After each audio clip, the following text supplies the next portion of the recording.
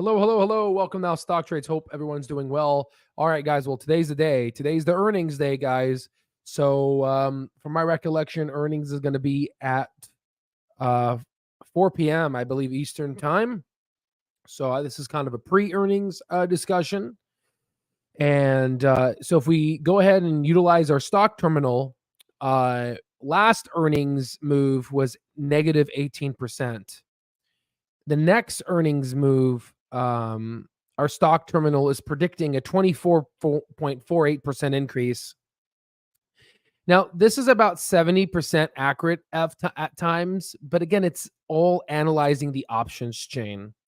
So I would be just take it as a grain of salt, but it's good to see that there's some form of upside. Now, if we go ahead and look at the technicals right now that I drew this out a couple days ago. Let's move on the hour. We can see that we're having some form of consolidation.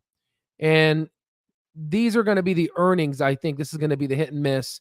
We did have a descending triangle that ultimately started to consolidate here, and then things just broke out. So now we're going to be going ahead and watching this here to see ultimately what's going to happen today. So, whether it's going to be good news or bad news, we're going to go ahead and talk about it in this video. So ultimately, from the stock terminal, it's expecting a 24% gain. So I just take 24% increase of whatever that's going to be to the current share price. And the next thing I wanted to talk to you guys about is this. So don't get kind of freaked out here. This is just kind of market cap, revenue growth, gross margins, EBITDA. So and this obviously is like the most current quarter. This is quarters from many quarters ago, if that makes sense. And ultimately, you can see you're going from a bunch of red to a bunch of green. So again, what I'm trying to basically tell you is the fundamentals, especially if you look at the gross margins, it went from negative, like red, to green. So ultimately, this is really good to see. And I hope that Clover can continue on this path. And that's my comments in regards to this. Now, let's actually go ahead and move on to CLOV here on the Reddit page. Someone posted something interesting here. Ari, and let me give a shout out to Mr. Jimbo Cooter. Jimbo Cooter. So ultimately, this gentleman is basically saying that, he likes the. Wait, hold on. Is this it? No,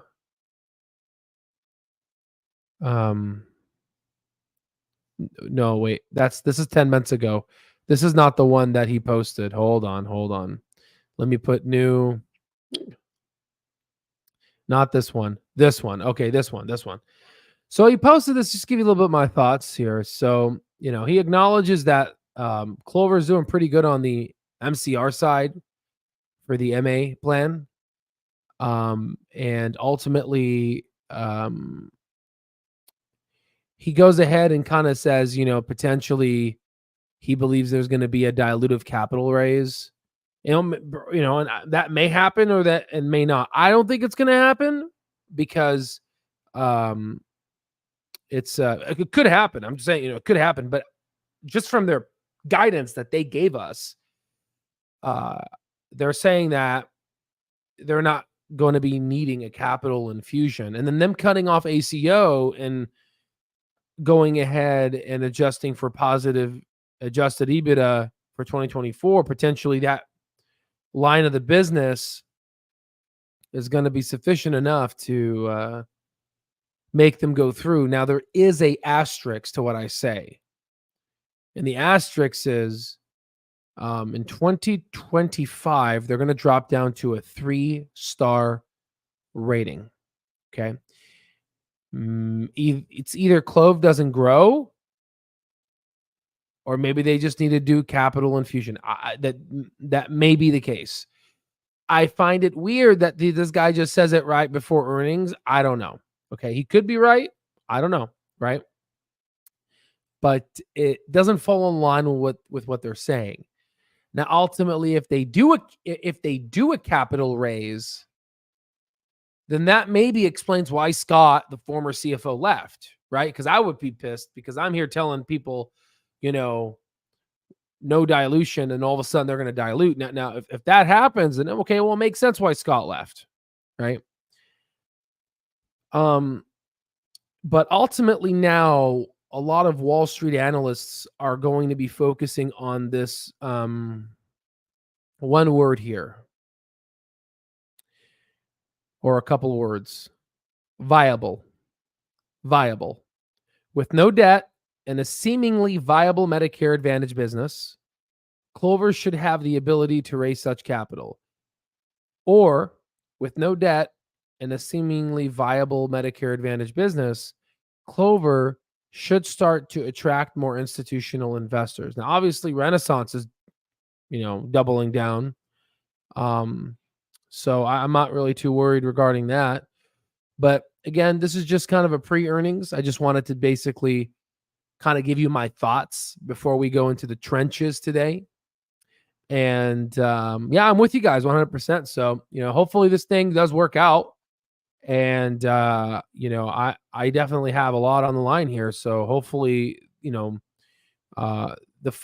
follows the investment thesis that I had laid out. So this is going to be it. And hopefully it's not the bullshit normal guidance and no discussion regarding SaaS or your typical Andrew toy. It's a great day outside, right? I want him to be real and stop BSing us, and hopefully he could tell us why these earnings were delayed and spill the beans. Now, I think he has to spill the beans because ACO was dropped off. And ultimately, if you look at the last earnings call, our group took a big dopamine hit because we're like, one of the analysts was saying, are you saying that you have other people in the non-insurance side? It's not just primarily consisted of ACO reach, that potentially it's actually some Medicare Advantage non-insurance side. So I think I want to know a little bit more about that. I don't care about the guidance. Sorry, I don't care about the earnings for Q4. I think they're going to be terrible. But if they're good, that's great. If they exceed expectations, wonderful. I care about the future. I care about 2024. And ultimately, I expect the analysts to ask, I know we're basically shooting the gun here, but what are you going to do in 2025 come the 3-star rating? And how are you going to navigate those waters? Can you add a little more color to that? I expect analysts to ask that question like that. Okay. And that's pretty much my thoughts. So I hope this was helpful. Then we'll be able to do an intrinsic value calculation in our we have a lot of more data now. So hopefully this is good. But as you join JJ, I'm actually on the way out. So yeah, once we get the earnings here, I will go back online. So tune back into the channel. I just wanted to give you kind of like a pre-earnings, kind of send you guys off in the morning.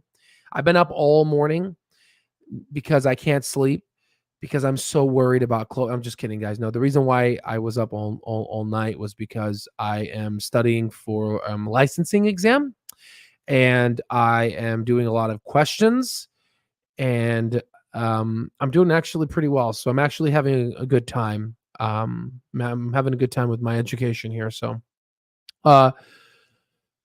let's see here. I'll be more prompt next. No, it's all good. It's all good. It looks like nothing till 2026. Is it before or after market? I thought it's after market, but am I wrong? Am I wrong, guys? I think it's after the market. Yeah, it's not now, right? Yeah, it's after.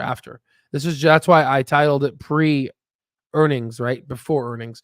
By the way, Gunslinger, there's a nice sauce. It's called Gunslinger hot sauce. I really do like it. I like the jalapeno. I like this one. It's a nice one. It's very spicy. Obviously, I'm not associated with it or anything. So, I really do like it. Salty, but I have it once in a while. Random fact, how you love hot sauce. I know, right? Well, let's see if Andrew Toy is going to shove some hot sauce up our asses to see. Hopefully he doesn't. Right? Um, what is the 15-second summary of the video for those of us that missed it? Okay, so 15-second summary. All right, let's do this. Okay. Patient presents with I'm just kidding. Okay, so all right. All right. 15-second summary. We are consolidating now. The technical analysis is pretty much consolidating here, and we're going to see what we're going to do. Stock terminal thinks it's going to be a 24% move, which means that essentially it's bullish. But again, this is options chains. So it's the options. So it's reflective options. So take it as a grain of salt. From a quantitative analysis perspective, a quant analysis, we're going from red to green. This is obviously more current quarters. These are older quarters. Like, for example, stuff like gross margins and EBITDA went from negative to positive. So ultimately, we are having some form of a viable, what this guy was saying, a viable Medicare Advantage model. This guy is saying that there could be a dilution potentially because, 2026 star ratings go down. Maybe. I'm not saying there isn't or it's not.